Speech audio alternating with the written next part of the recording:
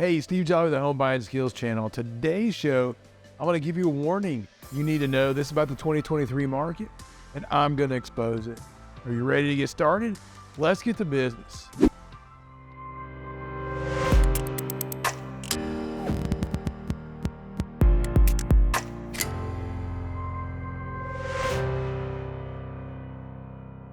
I want to talk about three things today.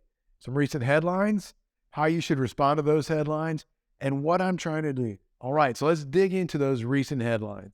So most of the headlines you see here on YouTube and elsewhere throughout the news media talk about the doom and gloom of the real estate market for 2023, and for very good reason.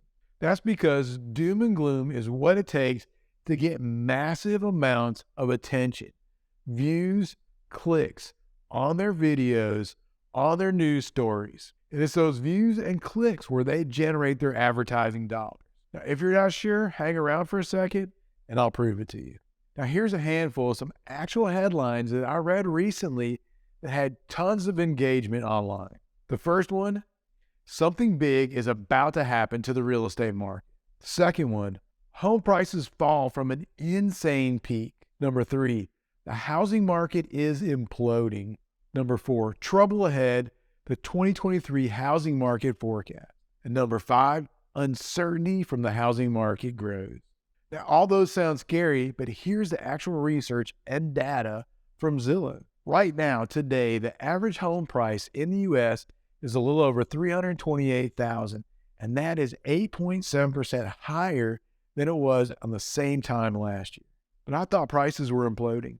Also, Zillow forecasts a gain of 0.7% in home value over the next 12 months. Now, that's not huge, but that also shows that prices aren't falling overall. Currently, homes are selling on average for 99.3% of their list price, and they're going under contract within 28 days. Now take a look at the Zillow Home Price Index. Now, sure, the prices are a little off from their peak, but they're certainly not imploding, and the sky is certainly not falling. Now, don't get me wrong. I'm not trying to say that every street in the U.S. is thriving. There are many cities and regions where people are leaving in droves and moving to other parts of the country. We're seeing some of the highest rates of migration within the United States that we've seen in a long time. Prices in those areas are declining more because the demand is leaving rather than underlying fundamentals in the real estate market. Now let's talk about what you should do. So here's my first suggestion. Trust but verify. So if you're following a trusted source and they give you a piece of information that sounds reasonable, trust it first, but try to verify that information.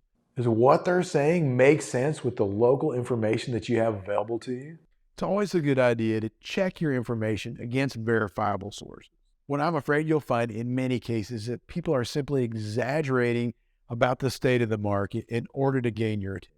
They're doing it because it puts money in their pocket, and to me, that's really sad. Now watch out for this. Don't let these folks get into your emotions. Do not let them do that. That's how they manipulate you. That's how they get you to do what they want you to do.